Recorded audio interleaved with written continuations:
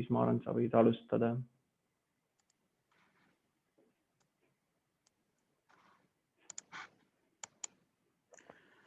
Nii, tere! Minu nimi on siis Priit Luhakooder. Olen siis TalTechi õppejõud. Enamasti nähakse mind siis seoses terasega. TalTechis on siis aine, mida õpetamisel ma kaasa aitan, on teraskonstruktsioonid. Ja see on ka see, mille kaudu ma tegelikult ideastaatikani jõudsin, ehk siis terase kaudu. Terase sõlmed pigem ja see oli ka see eelmise veebiseminari teema. Aga mul on üks teine aine ka, mille nimi on RAL-projekteerimine ja seal mind huvitab siis tegelikult rohkem raudbetoon.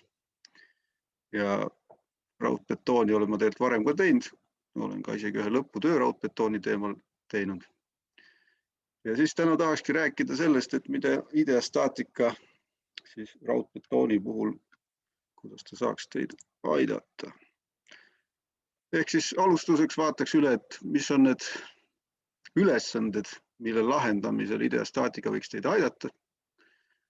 Sest algus, kui ma selle ideastaatika ise lahti võtsin, siis oli mul natuke raskusi arusaamisega, et mida siis üldse sellega peale hakata.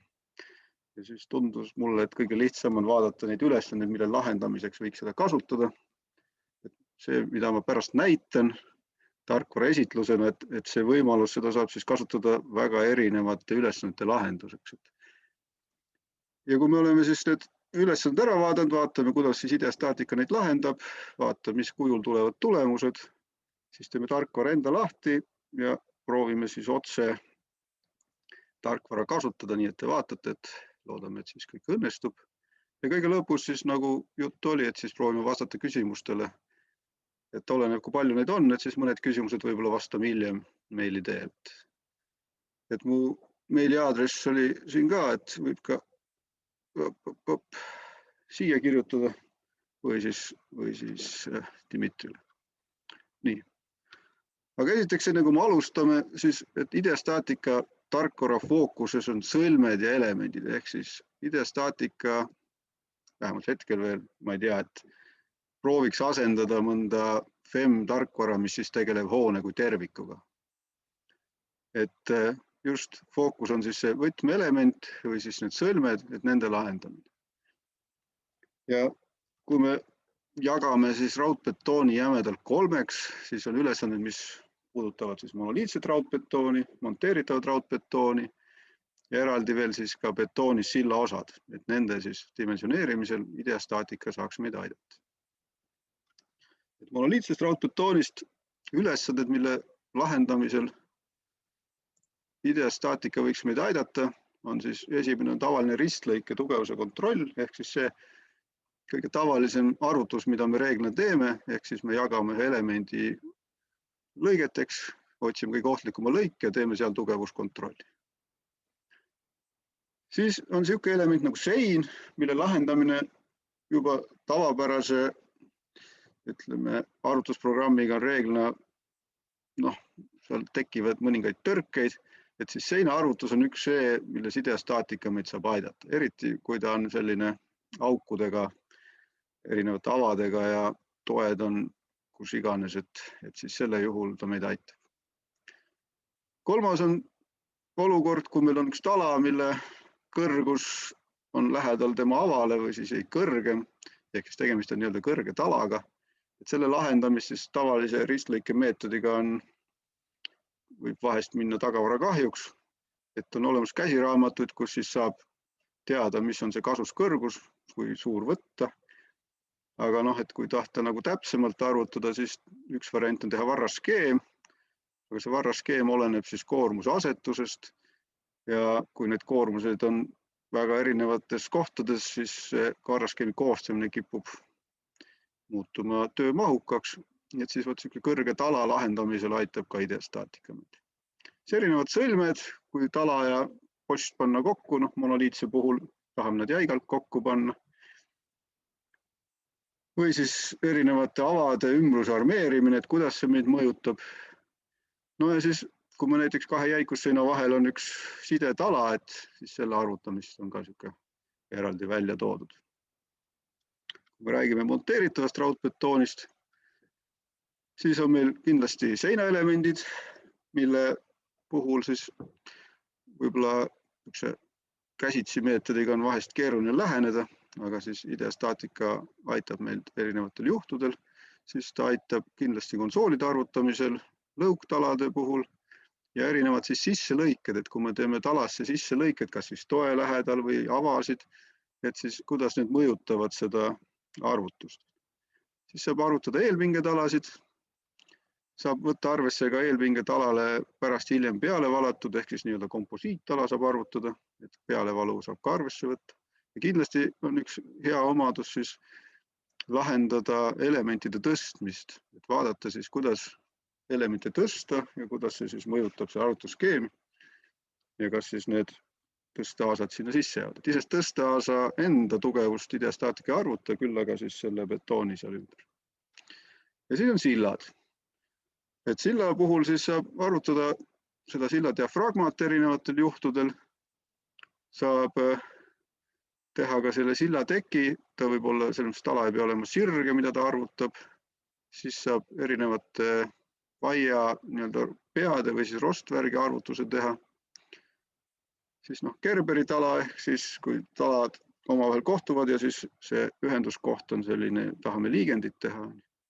Komposiittalad ja siis samba pead, et kui niimoodi sillast midagi välja tuua. Ja mis oleks siis see lahendus?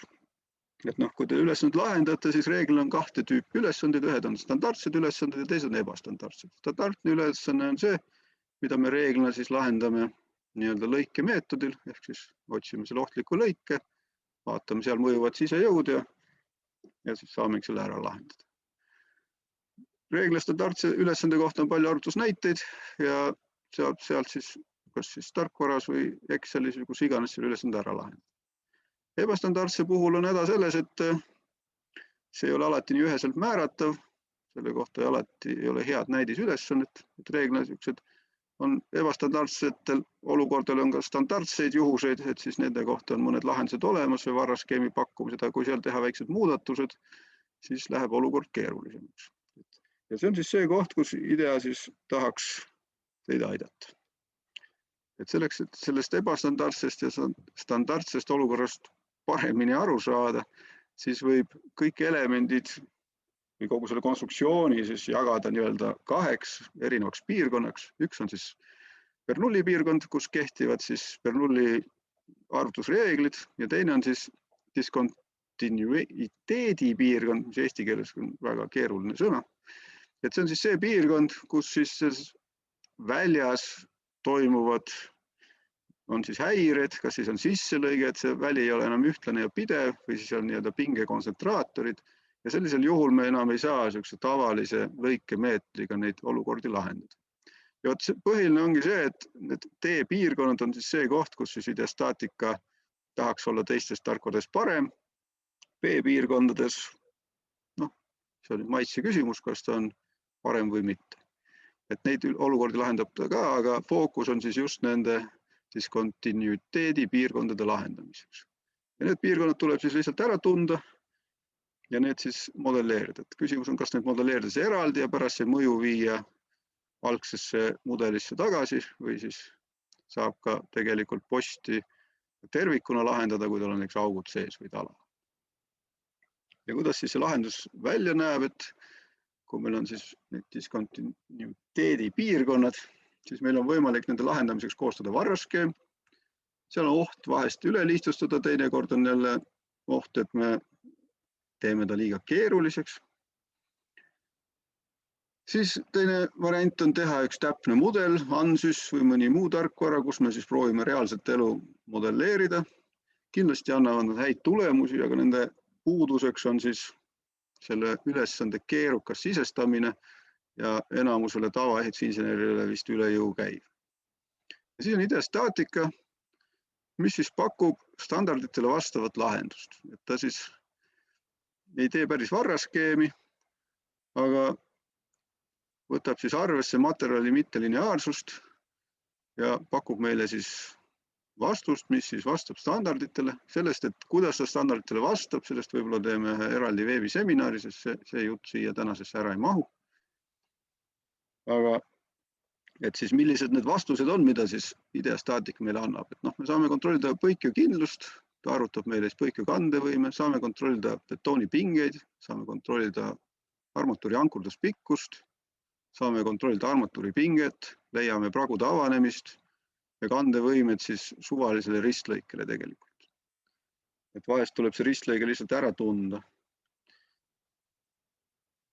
Siis lisaks kindlasti, mis on just seina puhul ja siis varraskeemi üks suuremaid miinuseid on see, et varraskeemi puhul me ei saa kasutuspiirseisundit, siis ideastaatika annab meile ka deformatsioon, ehk saame kontrollida ka kasutuspiirseisundit. Erinevad koosmõjud, väändearvutus ja siis saame ka niisuguse mõnusa ülevaate, et kust meil siis see kriitiliseks läheb, et kas siis betoon, teras, armatuurteras, et selle me vaatame siis pärast ka selles esitluses. Saab kontrollida erinevaid pingepiiranguid ja siis ka vardastabiilsust. Nüüd, kui me sildade juurde jõuame, siis seal on erinevad siis ja ka eelpinge talade puhul on siis pingekaod, komposiittaladel siis nihkeliide, erinevad siis kandevõimed, koosmõjud ja siis näiteks on niisugune sildade jaoks ka huvitav moodul, mis siis aitab hinnata olemasoleva silla koormust, et siis mis on see lubatud koormus või siis ka silla tugevdamine, et mis siis selle tulemusena võiks see olla.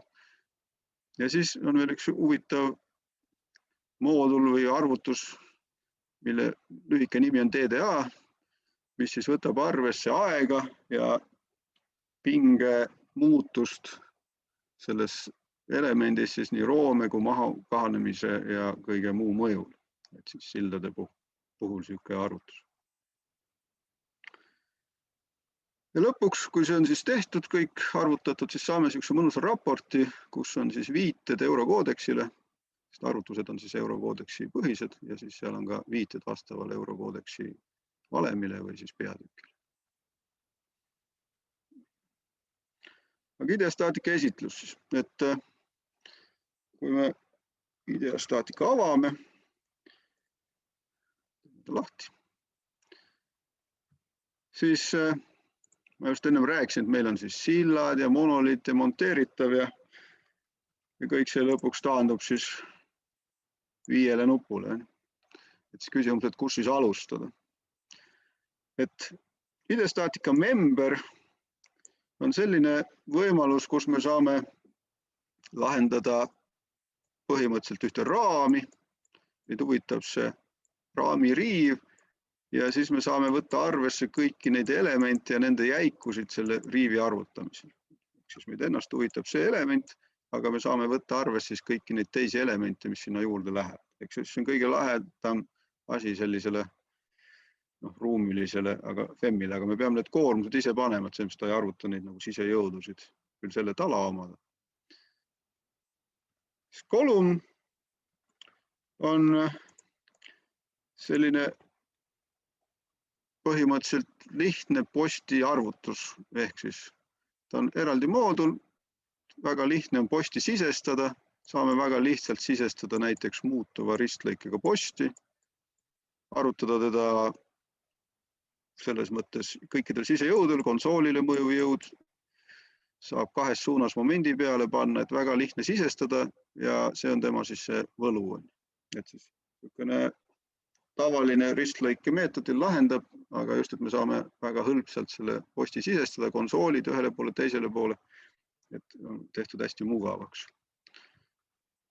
Talamoodul on sarnane nagu postimoodul, aga nüüd me saame sisestada tala, et me saame siis jätkuvtala, üheavalise tala, meil on erinevad dialoogaknad, mis siis hõlbustavad selle sisestamist, tala ei pea olema sirge, võib olla plaanis ka kõver ja seda kõike saab siis hõlpsalt nagu sisestada, on ta siis jätkuvtala või mis iganes. Siis RCS on siis ristlõike arvutus. Ehk siis põhimõtteliselt on see, mida me kõige tavalisemalt teeme. Ehk siis me ütleme, et meil on üks element ja me tahame kontrollida ühte ristlõiket. Neid ristlõikeid võib olla selle elemendi peal mitu, ehk siis, aga põhimõtteliselt see ristlõige arvutus toimub siis selle ristlõike kaupa, et teda väga ei huvita, mis see teine element on. Siis see tavaline meetod, mida me tegelikult kasutame, et me siis leiame selle ohtliku lõike ja arvutame seda ristlõiget siis selles lõikes mõjuvatele jõududele.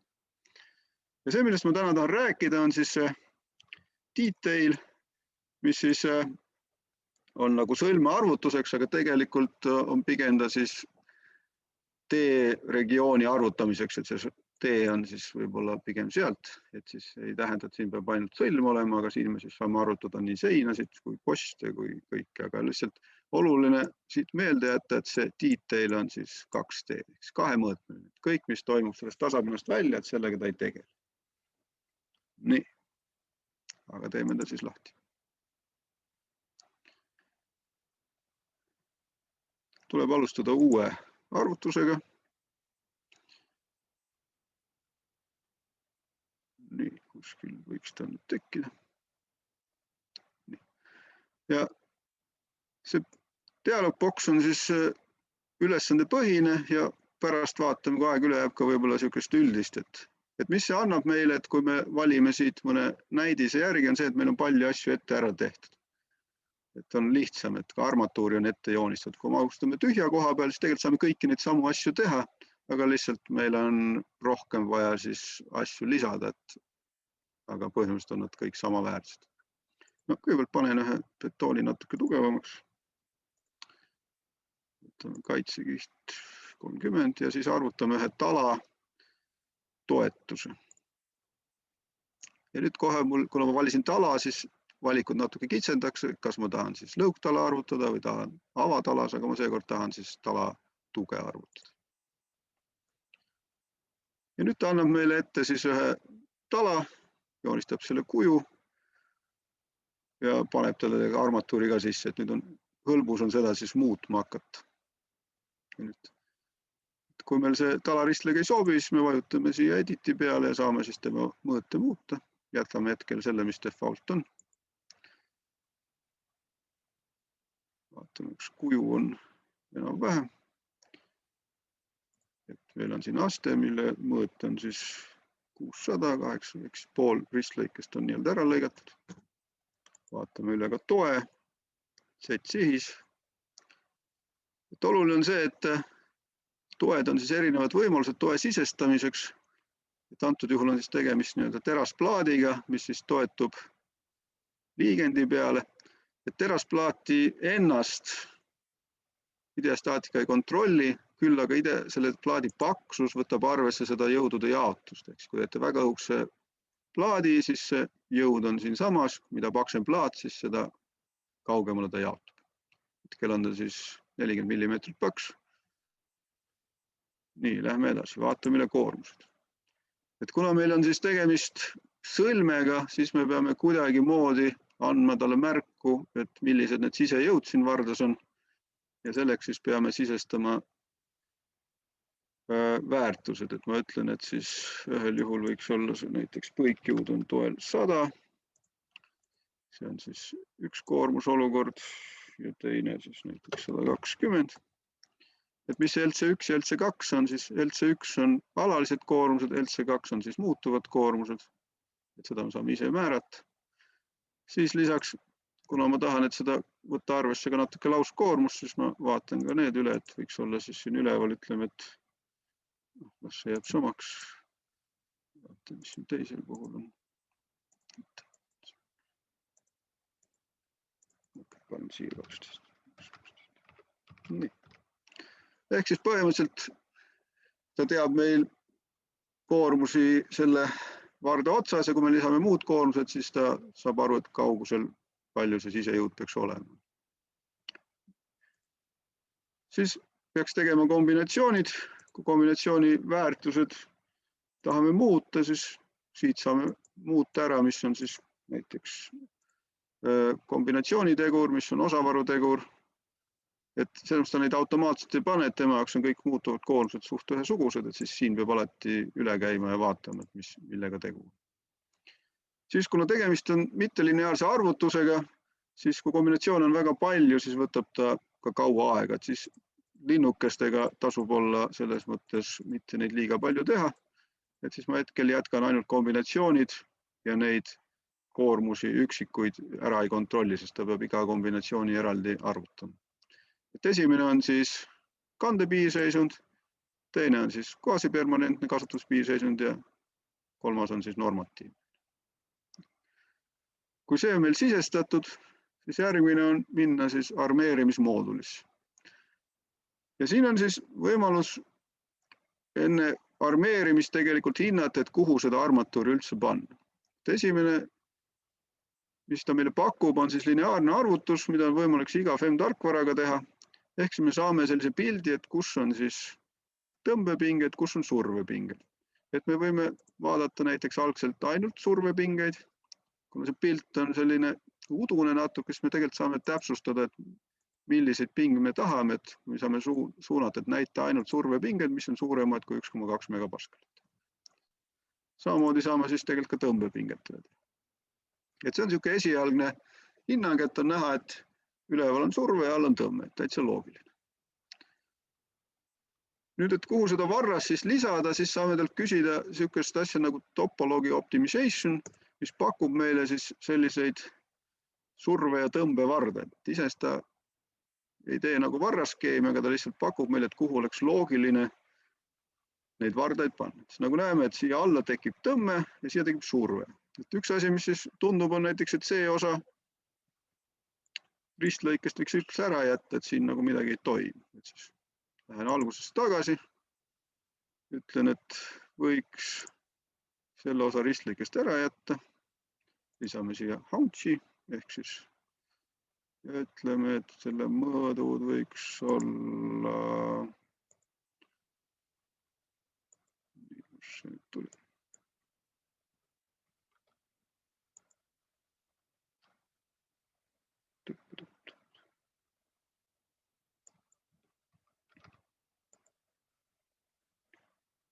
miskit tehtud.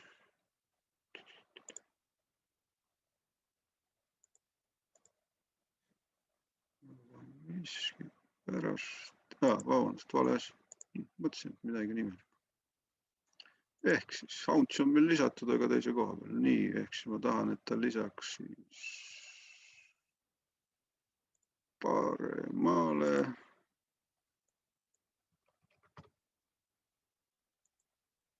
Nii, voh. Mis nüüd juhtus on see, et meil tuleb üks error. Error tähendab seda, et kuna meil siin on siis diskontinuiteedi piirkond, siis meil on see varras liiga lühike, et ta peab siit edasi minema nii kaua, siis tegelikult 1,5 kõrgust, et kuni see hakkaks jälle kehtima meil see Bernoulli piirkond ehk Bernoulli reegel, et siis tuleb lihtsalt ala pikemaks teha. Paneme siia näiteks 4,6. Nüüd kaob see error ära. No, et oleks huvitav, paneme siia ühe elemendi veel juurde. Paneme siia ühe ava. Ütleme, et see ava võiks olla ümmargune. Ava läbivõtt 0,5 meetrit, okei. Ja nüüd siis peaks ütlema, et millise punkti järgi ma teda sisestan. Ütleme, et ta võiks olla siis siin kõige parem punkt, et näiteks üks pilt on kuidagi 8. 8 järgi, sisestuspunkt võiks olla ka 8, et siis serva järgi. Nüüd ütlen, kui kaugel ta on, et ütleme 1,5 meetrit. No. Nii. Ja nüüd on, et siis punkt 8, sellest punktist 8 on kaugusel 1,5 meetrit selle koha. Ja lähme tagasi siis armeerimise moodulisse. Uuesti küsida seda topoloogiat. Kõik peaks ümber augu käima.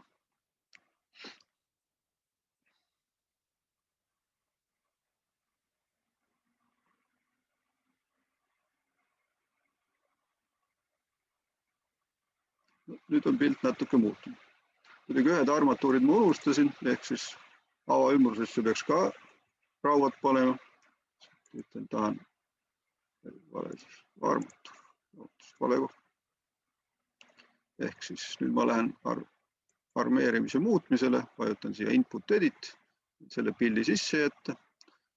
Nii esimene asi, mis ma tahaks siis lisada, huvitav, siin surve tekkinud. Midagi läks, kuskil on sassi läinud, vaata koormuse peale.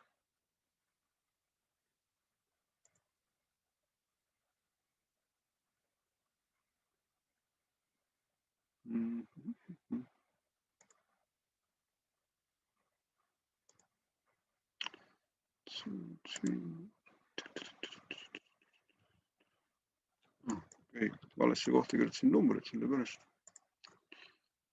Nii, tagasi.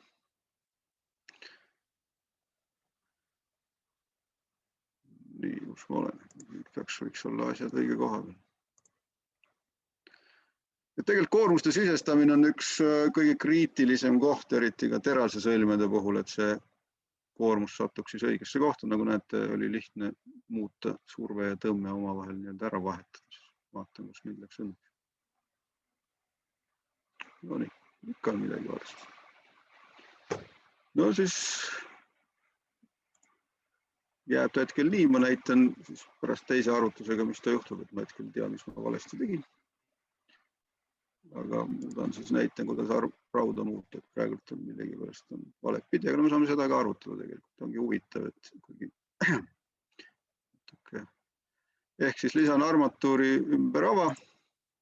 Et just, et meil on sellised dialogboksid, mis meid aitavad, et kui me tuleme mööda neid tüüpülesanded, siis meil on hästi palju selliseid lisasid, mis meid siis aitavad, et tunnevad ära, et range sisestada või siis kaugu ümber armatuuri. Diameeter 8, 2 tükki on selles ühes kihis, kihte ütleme, et on siis 2 tükki, vahe on neil 25 millimeetrit. Teinekord paremini aru saada, siis ma lükkan selle topoloogia välja, keeran 3D-sse. Et siis nüüd on siin näha, et mis siin toimub. Mismoodi need rauad siia paigutatud on. Vaatame, mis meil siin on ka 2 kihti. Võiks olla pikemad. Ja kui ma olen sellega rahul, siis tuleks nüüd minna kontrolli, et nüüd midagi läheb nihu, et siis las ta siis läheb, vaatame, mis ta ütleb. Et ta ütleb, et ei ole arvutatud, ehk siis see, mis ma siiani tegin, see topoloogia ja lineaarne arvutus, et see ei ole tegelikult kontroll, et see lihtsalt aitab meid armatuuri paigatamisel. Et me saame kõigepealt üle käia ka mõningad siis tegurid, mida me normist saame muuta, kui tahame. Et nii-öelda siis mõned väärtused saab siis muuta. Aga muidu tuleb siis vajutada kontrolli peale ja vaadata, mis siis tuleb. Ma arvan, et nüüd peaks midagi katki olla.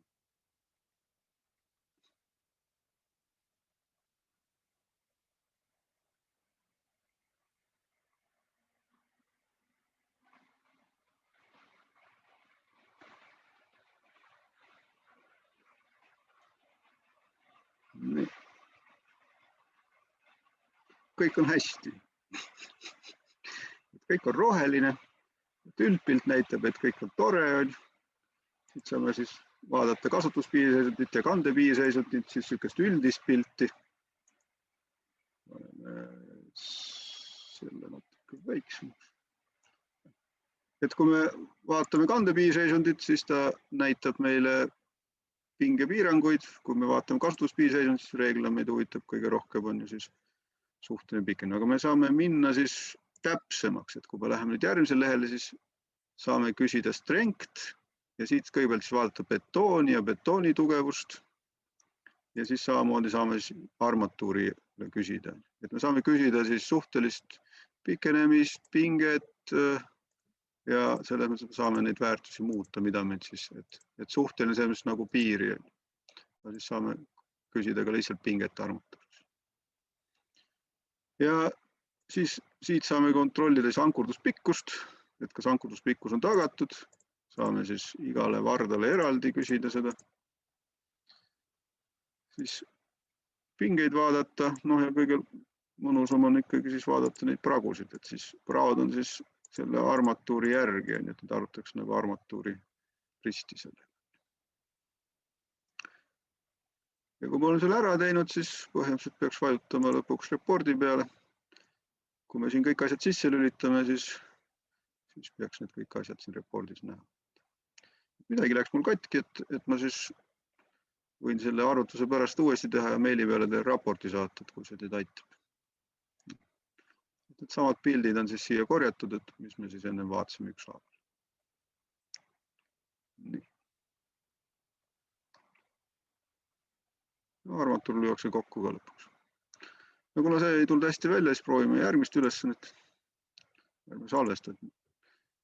Ajaliselt ma ei hakka otsima, mis ma valesti tegin. Arvatavasti panin ühe numbri kuhugi valest pidi.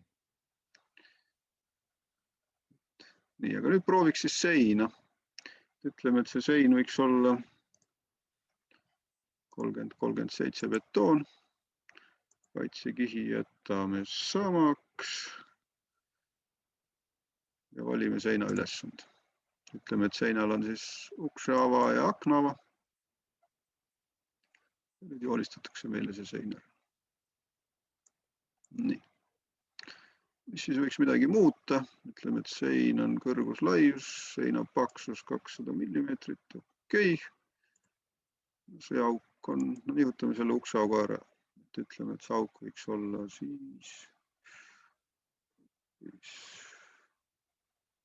Oleme siia lähemal. Nii. Ja siis, et oleks huvitav, võtame keskmise toe ära. Kustutame lihtsalt ära. Nii. Ja nüüd lähme vaatame siis koormuseid. Nii, kõigepealt siis vaatame, mis koormused on rakendatud. Üks on siis üles, teine on siis külje peal, no võtame selle ära. Ja nüüd vaatame samamoodi ka siis, mis on meil siis muutuvad koormused. 50. Jube suur number. Paneme siin natuke väiksem number. Ei, vale.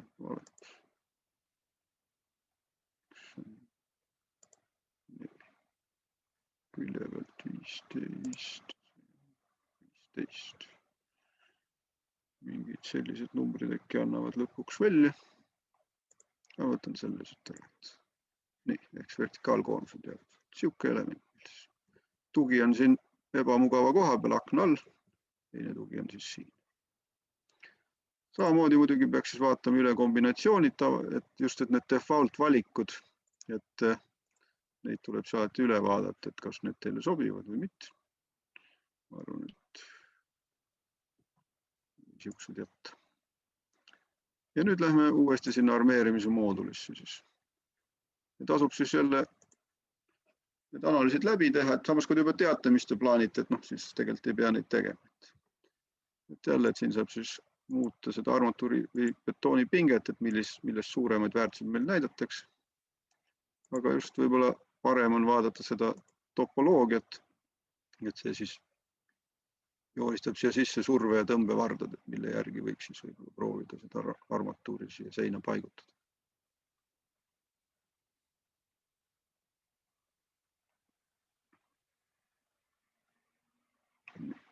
Siia alla tekib surve, siia tekib tõmme, siia tekib tõmme. Nüüd tuleb siis seda armatuuri vaadata, et mis meil siin on. Et meil on näha, et siin on üks armatuur on, aga see armatuur ei jõua kuhugi väga, et ta võiks võib-olla kaugemale minna. Paneme ta siis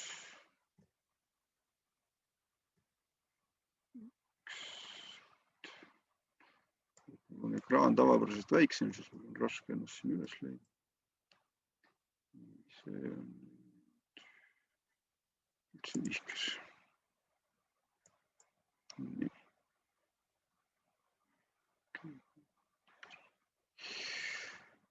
Master point on ukse järgi punkt 3. Tegelikult võiks ta olla hoopis siis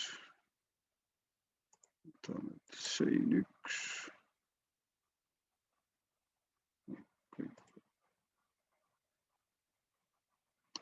Paneme ta tegelikult 2 ja siis ütleme, et ta võiks olla hoopis serva järgi ja serv võiks olla tal 7. Nii, ja nüüd ta võiks ulatuda Nii.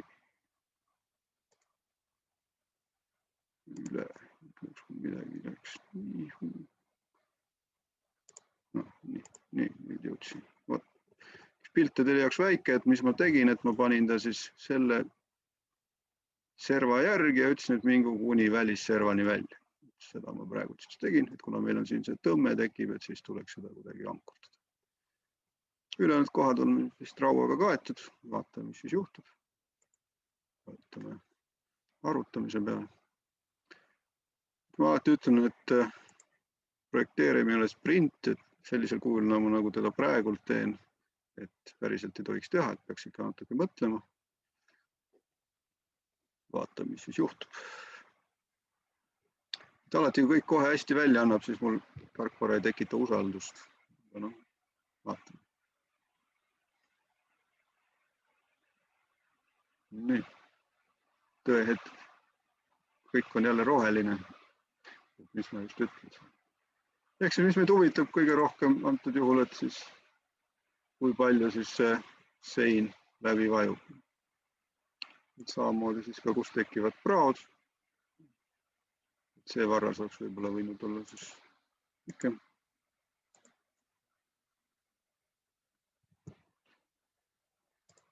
Ja pinged, siis pinged saab siis nii betoonis kui ka siis armatuuris.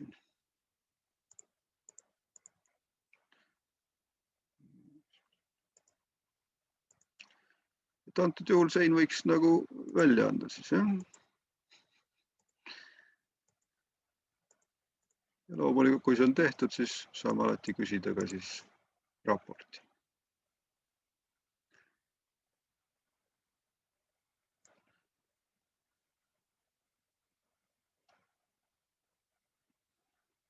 Isest jah, et kui te lisate asju selles mõttes selle template'i kaupa, siis on väga lihtne, et on paljud asjad ette tehtud ja muuda ainult mõõte ja asukoht. Et natuke see loogika tahab harjumist, et kuidas nende koordinaate sisestada, eriti kui te tahate armatuuri panna mingis suvalises osas, aga see iseenesest ei ole ka keeruline, sest üks asi, mis te saate teha, on tegelikult see, et kui teil on see element kuskil välja joonistatud, ehk siis kui terase moodulil oli väga head ühendused, kuidas sõlme sisejõudid üle kanda, siis betooni moodulis on põhiline asi, mis te saate üle kanda, on tegelikult ainult tala teisest tarkvarast. Ja nüüd, et kui te tahate siis midagi muud üle kanda, siis selleks kõige parem on siis DXF. Ehk siis eraldi nupp on DXF, mis aitab teil sisse tuua nii kuju kui ka armatuuri. Ehk siis kui te olete CAD-is kuju välja joonistanud ja armatuuri ka välja joonistanud, siis saate selle sisse tuua. Siis mul on siin üks õudne asi, mis on siis sillasamba pea. Et kõigepealt mind huvitab siis kuju, siis pole muud, kui ma klikin selle DXF-is oleva kuju, et ja siis nad oleks joonistatud polulainidega. Ja et see mind huvitab. Vajutan outline'i peale, ta tunneb selle ära, siis ütlen okei, on olemas. Ainuke asi, mis ma pean siis muutma, et ta tuli default paksusega, et siin võiks ta olla vist oli sillast olema kaugel, nii et 1,2 meetrit. Siis siin peal oli veel üks väike osa, toon selle ka ära. Seda ütlen outline, tunneb ära, okei.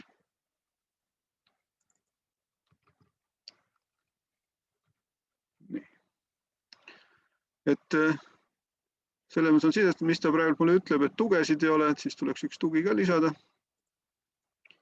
Ütleme, et meid huvitab siis joontugi, paneme ta siis serva peale, serva number on 7.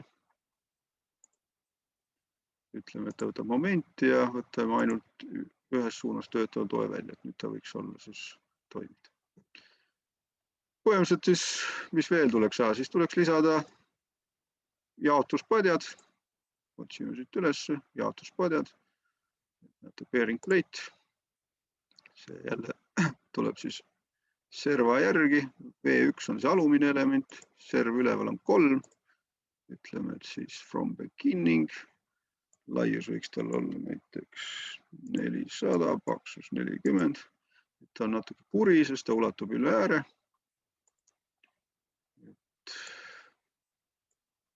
From end võiks olla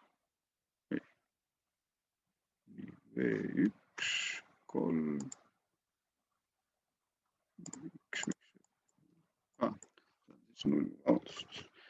Mingil perioodil olid nad lihtsalt serva järgi, aga nüüd nad on keskkoha järgi, et siis tsentri järgi. Nihutame tegelikult veel natuke.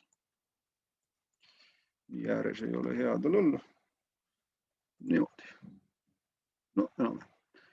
Ja siis kui juba sarnane element on olemas, pole muud, kui saab vajutada copy, ütlen from beginning ja täpselt peegelpildis teisel pool olemas. Ja lihtsalt, et kui me selliseid elemente kasutame, siis nendel on tegelikult lihtne koormusi lisada, et ma lihtsalt korra näitan, kuidas siia koormus läheb, et ütlen pluss, point load ja ta juba teab, et aha, sul on siin üks koormust jagav element, et siis selle peale sa tahad arvatavasti koormust panna. Siis teen jälle copy. Ütlen, et siis teisel elemendil võiks ka koormus peale. Ja nii edasi. Aga mis ma tahtsin näidata, on siis armeerimine. Et kui te nüüd olete siis selle sisse toonud ja delta armatuuri olete ka visandanud TVG, siis selle saate ka lihtsalt sisse tuua. Et ütlete import TXF. Selle sama TXF-i. Ja nüüd hakkan lihtsalt järjest armatuuri klikkima. Ütlen select, näete, tunneb ära. Valin järgmise raua, select, valin järgmise raua, select, ülevalt ka raua, select, ülejäänud rauad vist ei ole mõistlikud tuua. Ütlen OK. Ja nüüd need toodi ära, et kui teil on sellel polülainil ka paksus, siis see paksus võetakse diameetriks. Ainuke asi, mis te siin peate ütlema, et hetkel neid on siis ainult üks, et te peate ütlema, mitu tükki neid siin nagu on. Ja niimoodi saate siis seda kasvatada. Nii. Aga ma arvan, et sellest hetkel nagu aitab, et siis tuleb just meelde ette see, et see detail on siis kahemõõtmeline. Ja et siis, kui sellest tasapinnast välja on vaja ülesannet lahendada, et see tuleb nagu eraldi lahendada, et seina ta lahendab seina tasapinnas, aga seina tasapinnast välja, et see tuleb siis eraldi lahendada.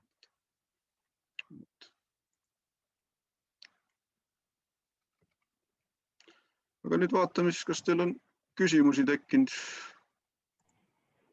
hetkel. Nii, keegi chatis kirjutas, kas Eesti